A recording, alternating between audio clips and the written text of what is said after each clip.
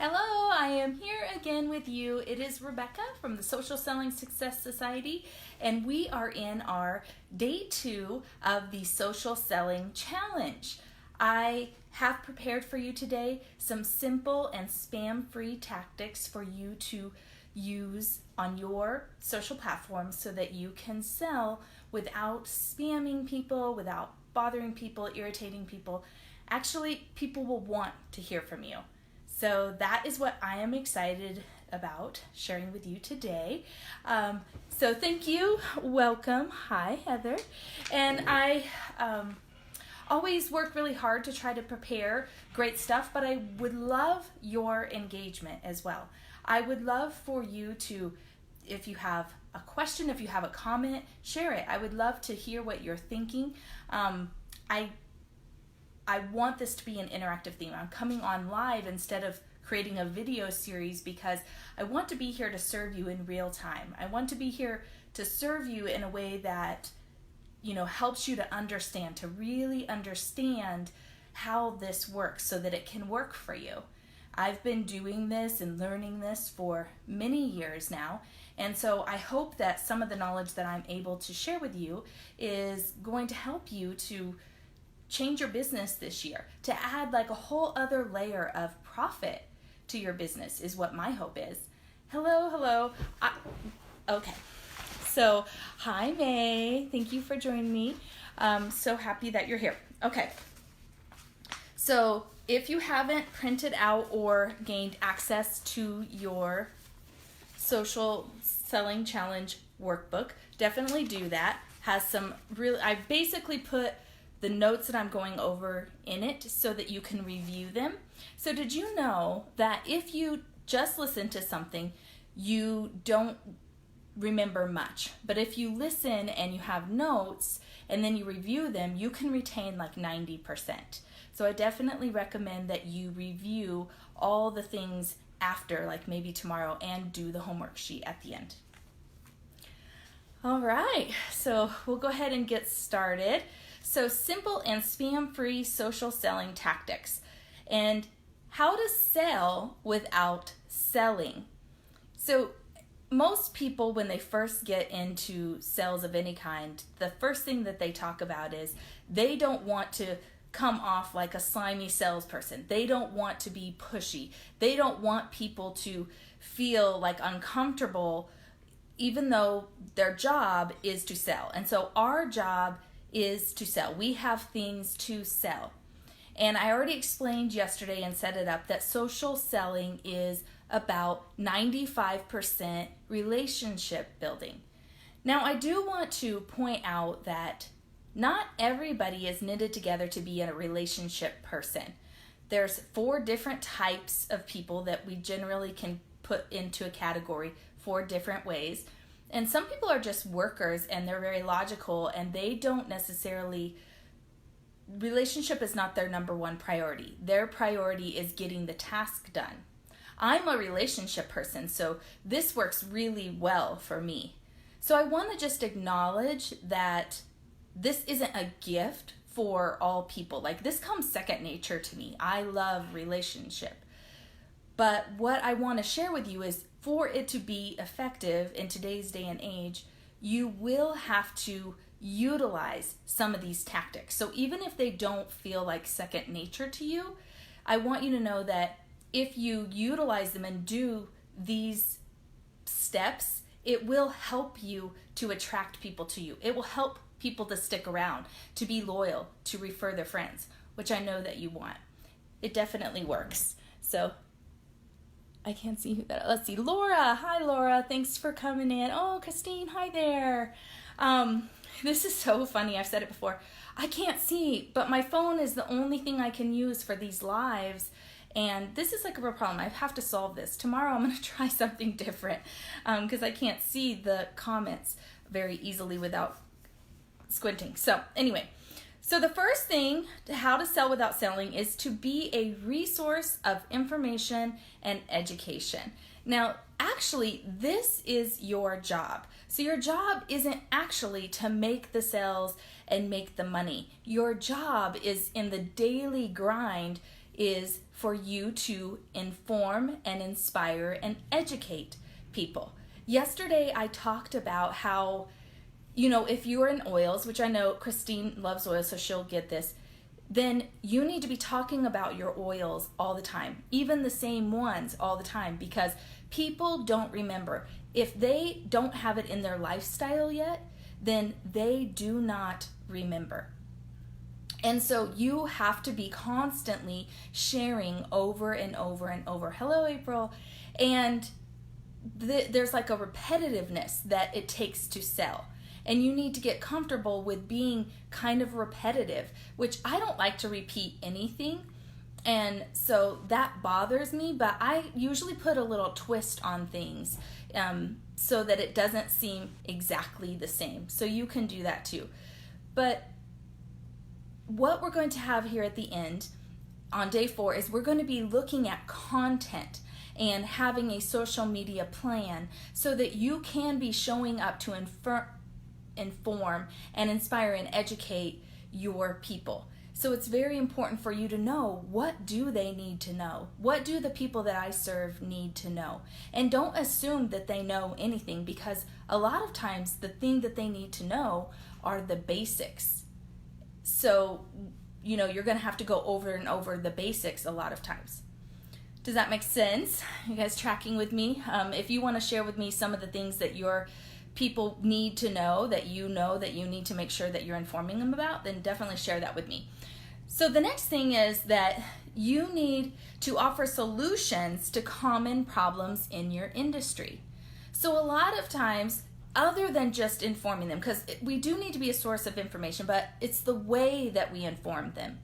And that is that we need to approach it from, what is the problem that they have that you can then solve, and you have a solution for it, and then you can talk about how to solve the problems that they have. So it makes it relevant to them. Because just because you have a great product, if they don't really connect why they need that great product, then it doesn't really matter.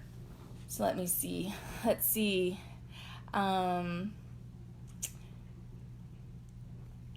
I was just seeing somebody said something. I wanted to make sure somebody wasn't making a comment that I wanted to share about information that they might want to share. So make sure that you're being really helpful in the way that you are offering your information. Make sure that you are sharing solutions to problems that they have. So I gave an example, like May is in real estate. So there are things that they might have problems about that she can help solve. Problems about what school to send their kid to, or problems about, what are the kid-friendly restaurants. And there are certain things that she could make lists of, that she could be a resource for them to solve problems that they have. And it may not deal directly with her product, but she can become known as a resource to them. And so we need to be thinking, like, it's not just only with what we do, where we're only talking about what we do and what we give, what we have to offer. We want to make sure that we are a resource to them in ways that they need help that still makes sense with what we do. So, for instance, when I was in jewelry, I would always be, recommending other things to people, like, these are my favorite things and I love this, have you ever checked this out from this person, it solves this problem. And so I wasn't always talking about myself, but I became a problem solver for my people, because when they know that you are a resource of some sort, that you're helpful, then they'll tune in more. They'll be like, oh, they always have helpful tips for me. And so you want to make sure that you can be that resource to them. The next thing is to be of service by adding real value instead of soliciting a sale. So again, if we only are talking about our product, even though that is really nice, we also should be doing other posts like personal, mix in some personal things that have nothing to do with your business. Things that let them get to know you a little bit. Things that are connection points. because we want to create a connection with them. So there might be, let's just say that there's 5 buckets, and one of those buckets is your business, and another one might even be some of the problems that you solve around that same genre. So you might have exercise tips, and then you might be in the health business where you offer health products. Well, then you can have 3 other buckets where you can put in other things that your people would connect with you about. It could be, like maybe you're an avid reader, and so you talk about the books that you're reading, and you're recommending books, and you're having discussions around books. Maybe it is that you love style, so you are constantly talking about like this style or this trend. It has nothing to do with the health, but it's still a part of you, and it's still a connection point that you can create a conversation around. Because we have to remember that our social platforms, most of them, the algorithms are going toward engagement. And so if they are seeing that people are engaging with you and liking things from you, they're not viewing like what are they talking about as much as they are looking at the activity of your people.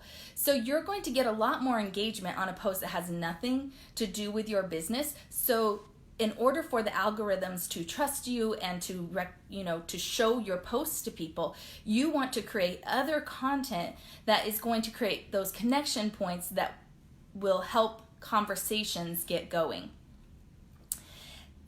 For anybody else who's joining us, thank you so much. I'm so glad you're here. So I just made a post the other day, and it was just a picture of like a bedside table, and it said, when you have downtime, what do you like to do? A, read. B, watch TV. 3, take a nap. I don't remember exactly what it was, but it gave choices. If you can give people choices like that and ask them a question, that's going to work really well. They're more willing to answer it. But I got like 40, 50 people that commented on that.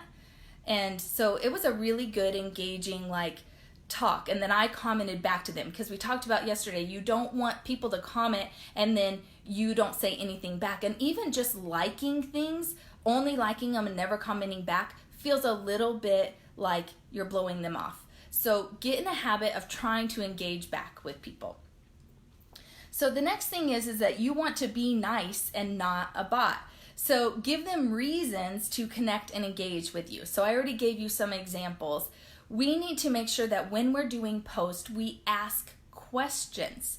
We are making it not just I'm talking at you, but I'm asking you what your opinion is about what I'm saying. I'm asking you what you prefer, this or that. I'm asking you, do you want to share a story that you have around, has this ever happened to you?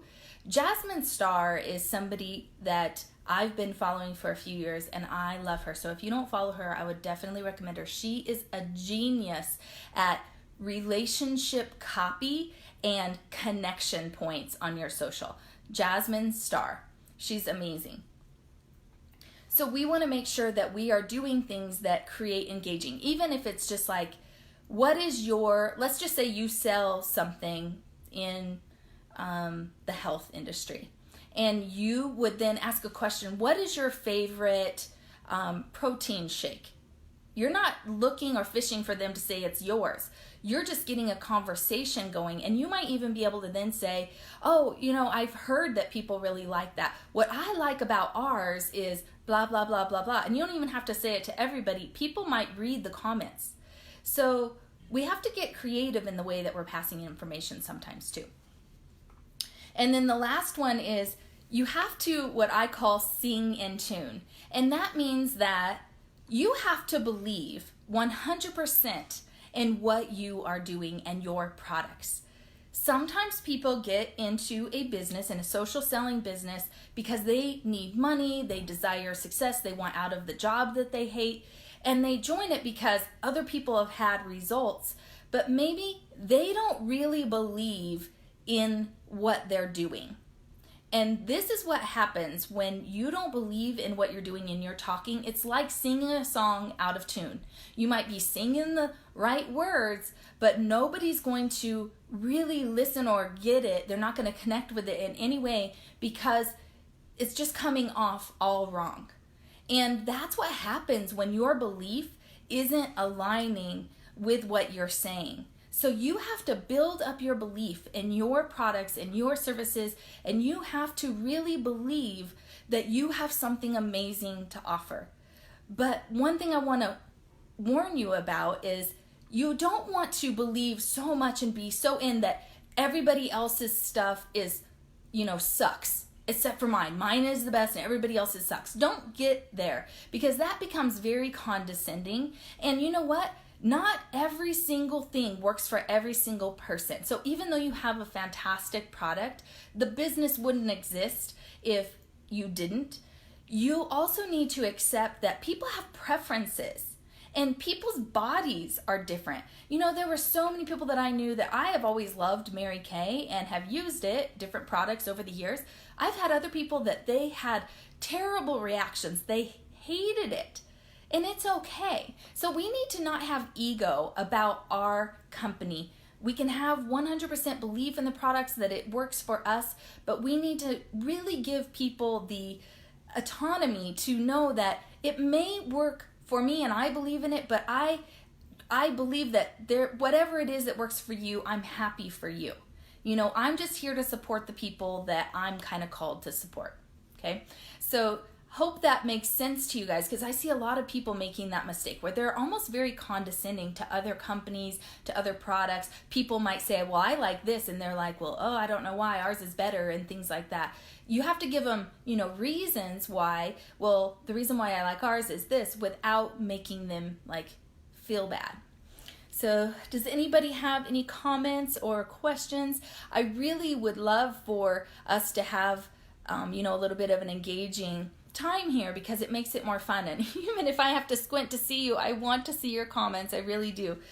So until somebody says something or brings anything up, if there's anything, I guess there's one thing that I didn't say on here about the giving them reasons to connect and engage with you and to comment back is when you comment, I mentioned this yesterday, don't sound like a bot. Try not to just do very basic, simple, what do they call that? When you're doing the simplest, most common answer. That's how they program the bots to do. So try to make your conversations a little more personal, a little more in depth. Say a few more words than just one word responses, because that is what's going to set you apart from being a bot. Because people will notice if it seems like a bot, it makes them feel like suspicious, especially if you don't know them very well and you start commenting on their stuff, only one word answers.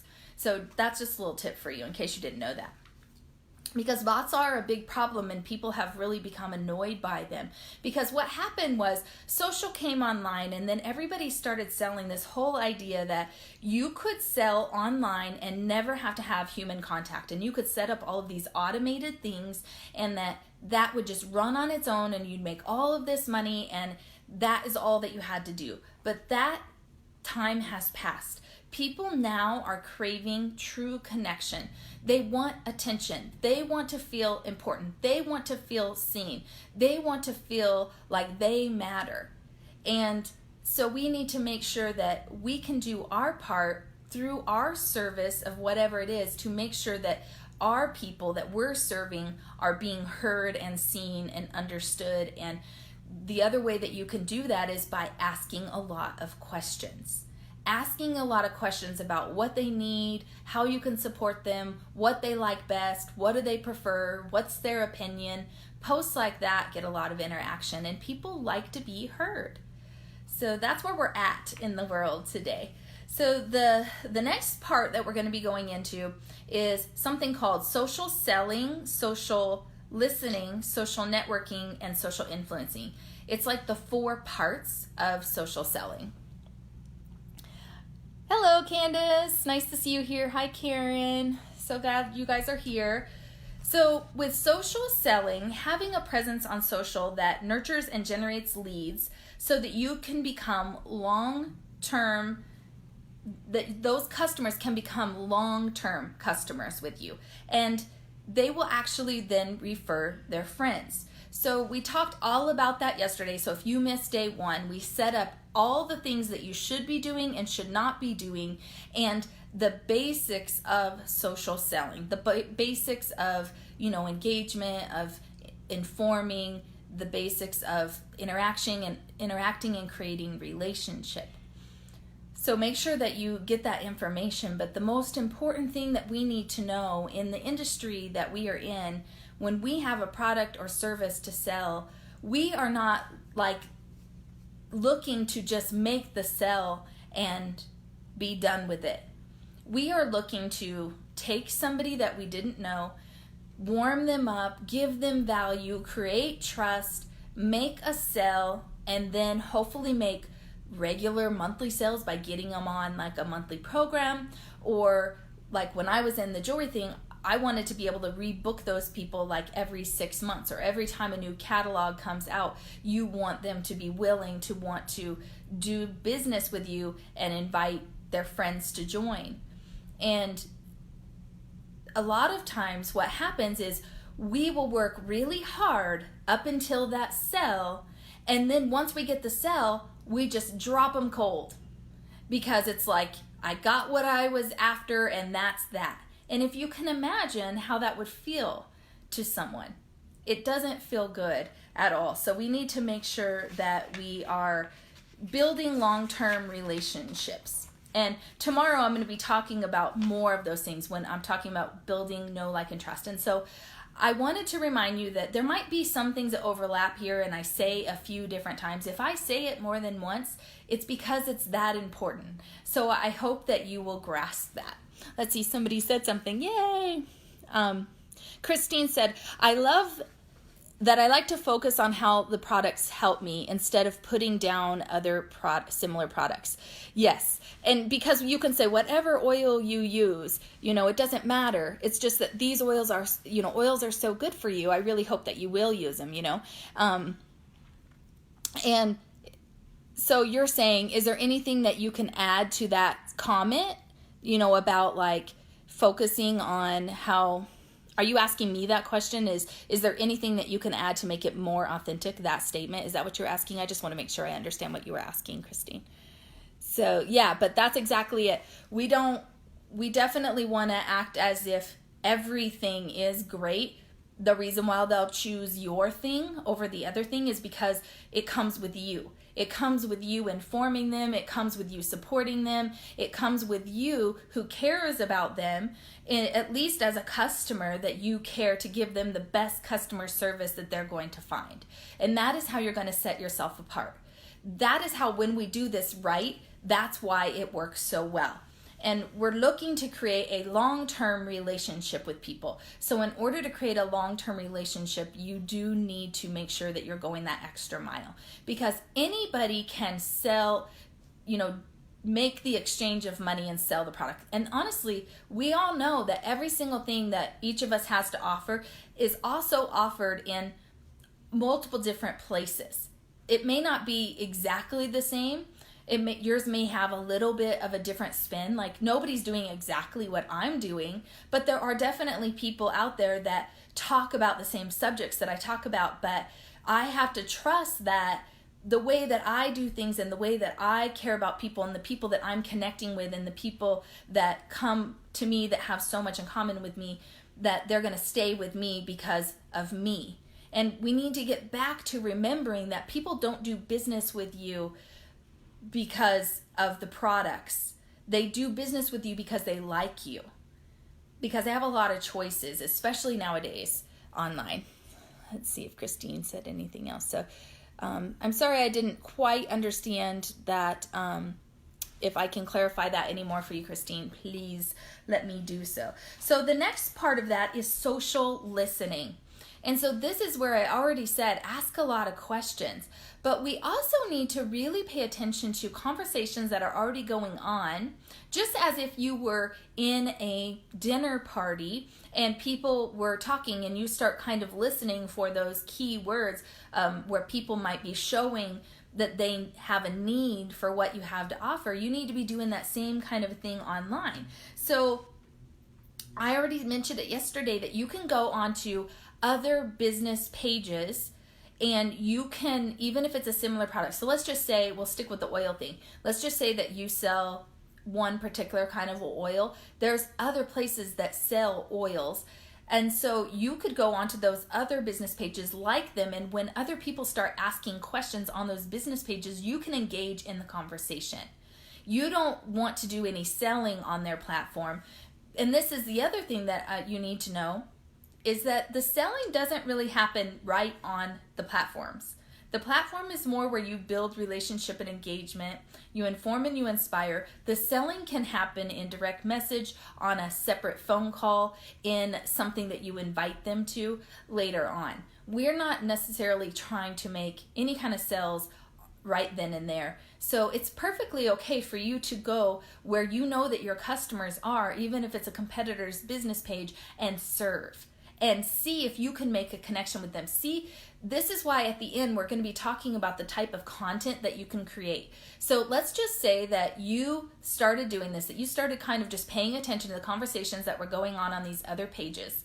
And then you went over there and you had prepared a document that is like what oils are most essential and how to use them, like a very simple like checklist for the beginner. And somebody was asking a lot of questions, very like, I'm new to this, I don't know how to use this or that. You could DM them and say, I saw that you were asking. You can interact with them on the page, and then you could DM them and say, I saw that you were asking about some information. I've created this document about this, and this. And then you ask their permission. Would you be interested in that? And then they can say yes or no, and then you can send it. So we have to be a little bit gentle. We don't want to just be like, here you go. Let's ask them for permission if they want it. And then if they ask for it and they agree to it, then they're actually going to probably open it and look at it. If you just send it like a solicitation, then they probably won't even open it. Does that make sense? The other place that we need to be listening is in group conversations. So we can't be a part of, right now I probably am a part of and liking like 130 different groups, but we have to pick just a few really strategic groups, like maybe 3 or 5 that we try to keep up on and go in and pop on, but utilize the search bar over on the left-hand side. You can go to any group and do a search and have some words that you know, like you want to see what conversations are going on around this particular keyword that has to do with your thing, like weight loss, or maybe it's I don't know, I can't think of anything right now, but you know what I'm saying. Like, just really make a list of things that you know that you want to know what your potential customers are talking about, what the conversations are going on, and do a search there. All right. And then you can also search hashtags. So you can go onto Instagram and you can use that same idea of searching for conversations by searching hashtags. And if you just follow the thread of hashtags and you just look at things, you can follow people, you can follow like categories. So there might be like a women's purpose group. So I'm very much about purpose. So I can put in, a hashtag for purpose, and then I can start going and looking.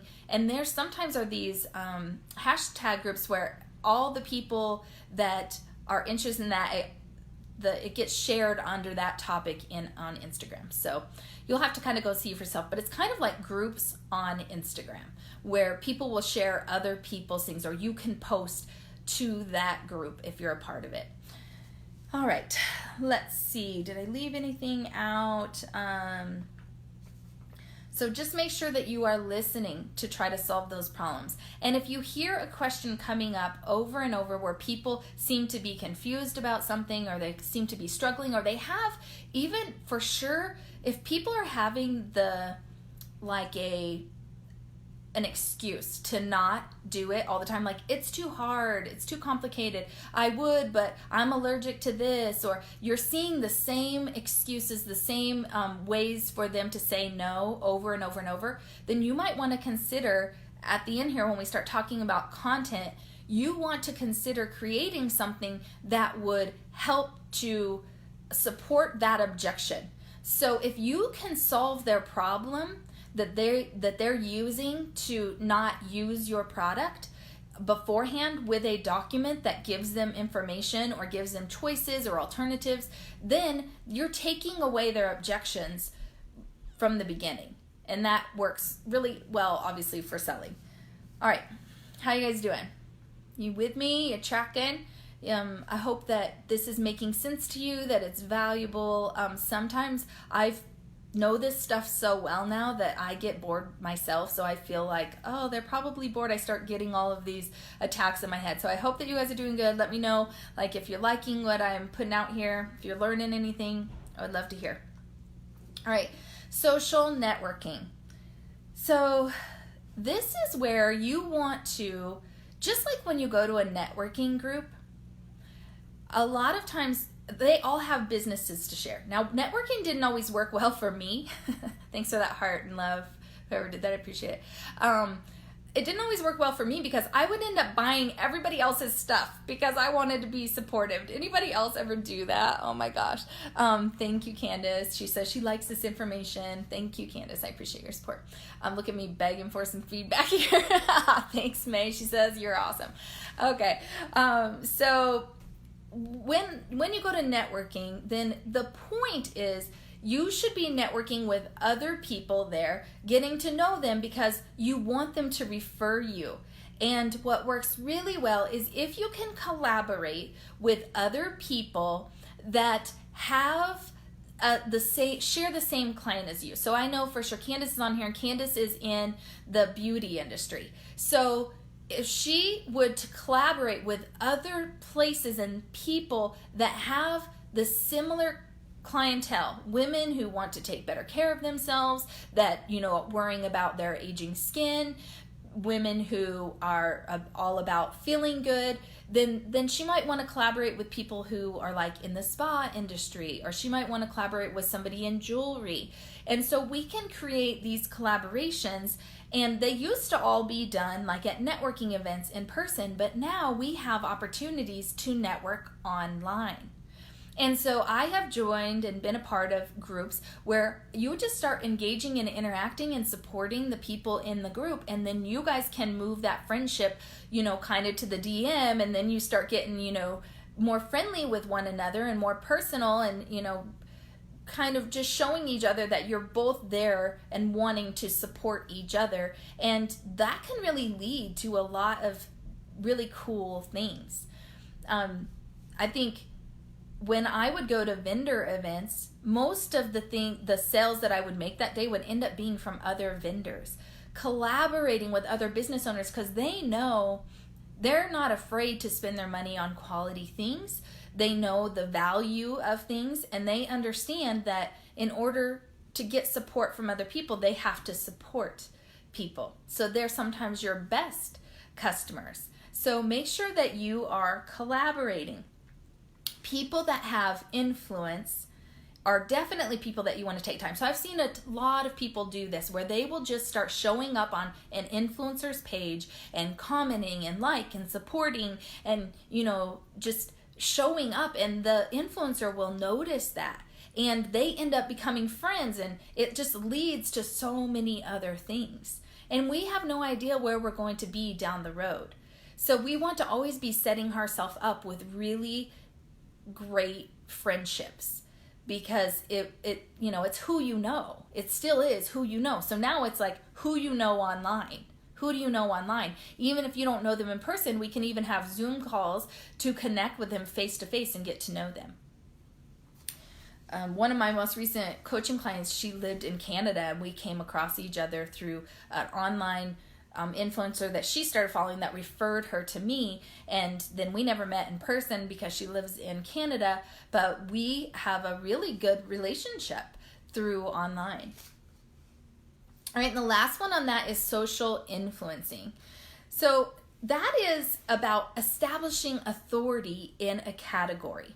So yesterday I talked to you about when it comes to like branding and getting yourself known and out there, you need to make sure that you niche your category, particularly if your company has a very big product line. Then you want to try to focus on a few of the topics and subjects within there and become the expert, the go-to expert on that. This has been something that I kind of did wrong. is that I am a personal growth mentor, and I really love to talk about all the different subjects, and I do talk about them, and you're going to get this in this group, Social Selling Success Society. You will get a vast amount of information from me. I love information. I love to share information. Me teaching you information helps me to learn, and then I use that information in lots of different ways in other platforms, so it gives me accountability to create that information. So that is also, I want to let you know, total side note, but if you are building a team, which most of you are, then think about the things and the time that you're taking to research, to listen, to become an expert in your field, to create content. You can then help your team utilize that for themselves. And they can even brand it toward themselves. They can do those same things for other people. So you can reutilize your content as well. It doesn't just have to be for you. You are working for something that can make you money through your team sales as well. And then let's see, where was I on the social influencing is you need to make sure that you are creating valuable content that sets you up as the expert. So if you're talking about it, you're creating resources about it, you are taking things from, so that's kind of what I do. I go out and I do the research for you, and then I bring it to you so you don't have to waste your energy. I happen to enjoy that, but people love to come to like a one-stop shop of like, man, when I go there, I can get so much great information. I have no reason to be a part of these other little groups where I'm hardly getting anything out of it, because the gold is in this area, this group.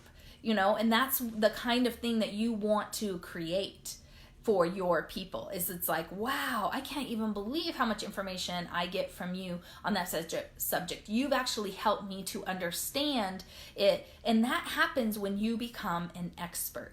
And last month we did the Next Level Confidence Challenge, and we talked about identity. And so you need to start identifying yourself within your industry. What is it that you're an expert in your industry?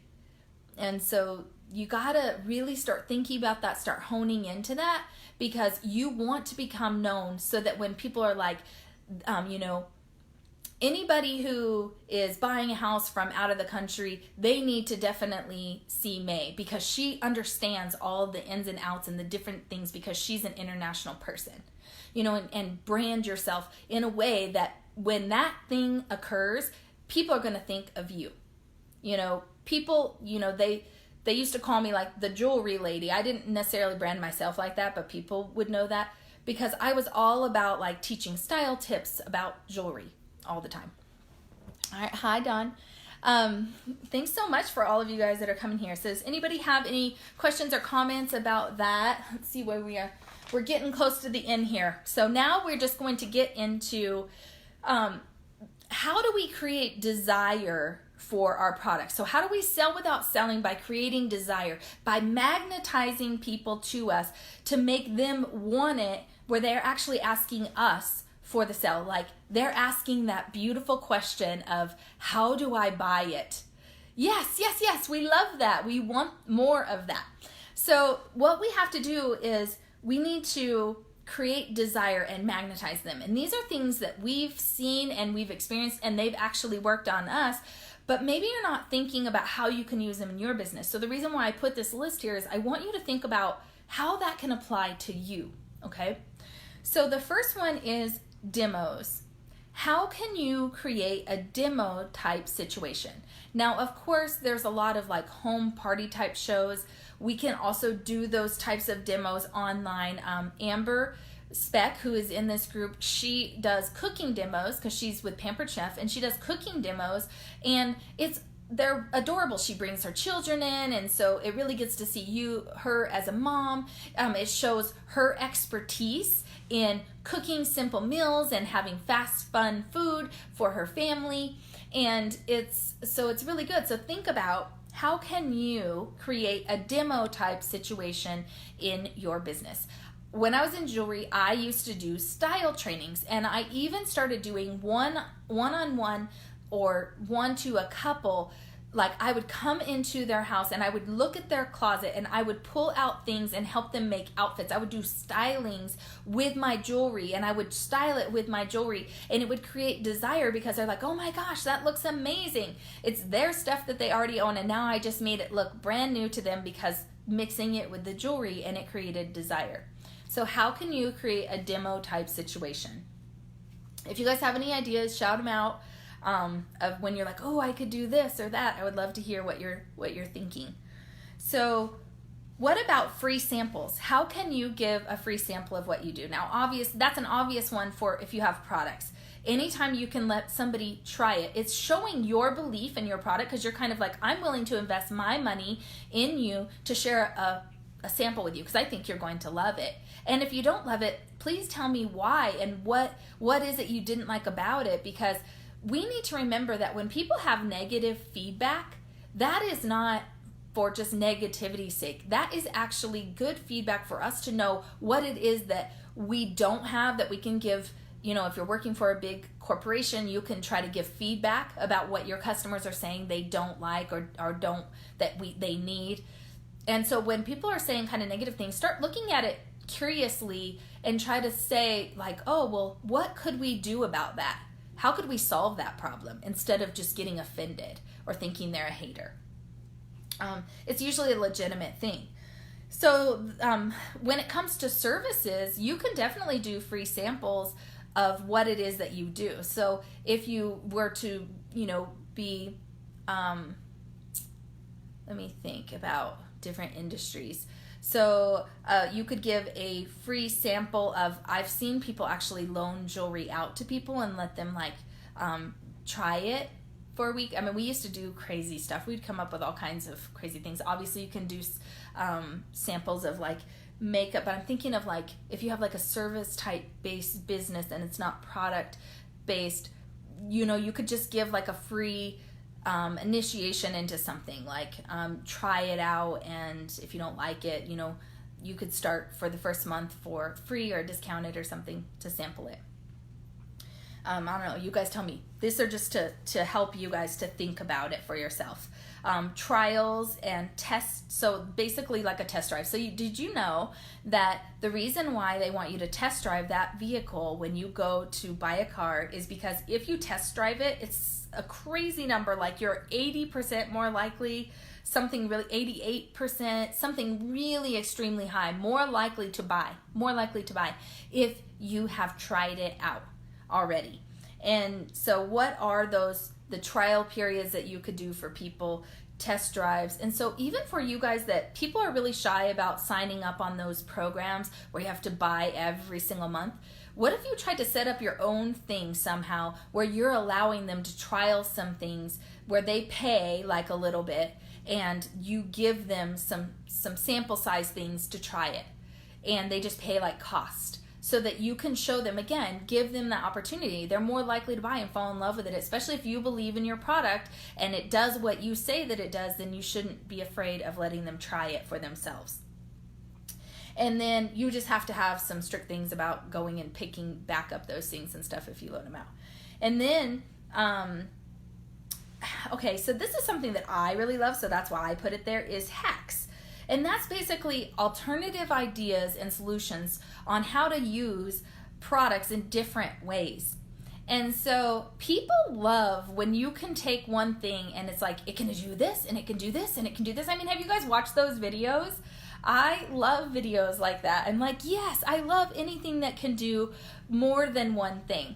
And so we want to make sure that what can we talk about, or what can we start a discussion in people that do what we do about what kind of hacks do you have? Do you have anything that we can use in different ways, or in ways that other people hadn't thought of? Because basically what that does is add value to that product. Because then people are well, yeah, if it does all that, I have to own that. So you want to think about that. And those are also great things that you could post about, and it would really get people interested. So Candace says she's obsessed with hack videos. Yes, me too. I just love it. I also love makeover videos. So that's another thing we're going to be talking about later, about some ideas of types of posts that you can do is those before and afters. That's why all of these health companies have just exploded, because people love that, those kind of before and after makeover type things. So anytime we can do the makeovers, that's amazing. Behind the scenes things. So when you show people behind the scenes, so let's just say that you really would like to recruit people. If you took people behind the scenes and you shared with them some of the things that you're experiencing, so it can even be like the camaraderie that you have with your girlfriends of the team that you've built and who you get to hang around with in your business. It can be when you're at conference and the great time that you're having and traveling and getting away from the kids and how great it is. It can be like, this is, my product room, and you can be talking about like, this year I was able to make enough money to do this, this, and this, and show them the things that you were able to do because of it, and creating desire for your business opportunity. So don't discount that. We have a lot more to offer a lot of times than just, this product or service at first glance. It goes a lot deeper. We have so much more to offer. We can do, and that was how I had mentioned that Snapchat works really well for behind the scenes type things and in the moment type things, because people open those and they see them. But you can definitely do it on your normal social media as well. Highlight customer transformations and testimonials, and just like when you're doing a before and after or a transformation story, that we've seen those work so well. I mean, people who get in the health industry and the first time they show their own transformation of, this is how I looked and this is what my results are, man, their feed blows up. People love that. But we can also share other people's transformation stories. We can talk about emotional transformation of what our business has meant to us. And I know my friend, she used to be with LuLaRoe, and she would talk about how LuLaRoe gave her confidence back because she finally found clothes that she felt pretty in. And so we can talk about the inner transformation as well. People care about that a lot of times, even more than they care about the outer transformation. And what this does is, when we can share transformations, stories, and testimonies, then that means that that's social proof. People then are like, in their subconscious, they're like adding it up, like, okay, another reason why, that person, it worked for them. And so when you do that, then it just continues to build social proof. And then the last thing is, I want to encourage you, and this is the last point, and then we'll be done. I want to encourage you to tell a lot of stories. There is so much power in story, so much that I could do a whole training on story. And I will try to put something together, because it's very powerful. Stories are how, from the very beginning of time, before writing and all of that was even a common thing, that is how people shared the journey with people. So when we are sharing a story, people's minds actually sync with yours during the story, because they're visualizing the story along with you, and you're syncing minds. It's so incredible, and that creates like a bond and a trust between the storyteller and the listener. And so tell stories. We have to start sharing our own stories, other people's stories, customers' stories. You might have to ask them. I don't know. I don't always ask for permission. I don't always do the right thing. But, share stories. Stories are powerful. So share more stories. All right. So hopefully you took away some tips to how to sell without selling, how to build desire, how to start going out there and listening and influencing, becoming an expert in your field, and to not be afraid of that. Let's just commit to stop playing small, even if it is part-time. This opportunity can give you money to make some of your dreams come true. So even if it's just this year it will make me $5,000 or $10,000, that's a great vacation. Get a dream around what that can offer you. Because it doesn't have to be that you need to leave your full-time job and do only this to make it, to treat it seriously and to become an expert in that. You can be known and still have a job on the side. You can be known for something as an expert. So thank you so much for listening. I'm sorry if I went over. I really appreciate all of your time. Please drop any questions, comments, ideas that you have. We can go through the comments and read them. I would love to hear what you come up with. I'll share them. I'll mention them, because it's so good for all of us to put our brains together and come up with things, because this is about community, and I want to be a part of bringing out all the brilliance in you. So thank you so much. I appreciate your time, and I'll see you back here tomorrow, where we're going to be talking about how to build know, like, and trust with your customers so they will be loyal to you and refer you to their friends. All right, talk to you later. Bye. Thanks, May. I would love to hear that story. If it's short, you can write it in there, May. Oh, cool. You're going to be posting it. That's awesome. I love it. Yes, people love stories, and it's so inspiring and encouraging to them. So share them, share them, share them. All right. I'll see you guys tomorrow. Thanks so much. Bye.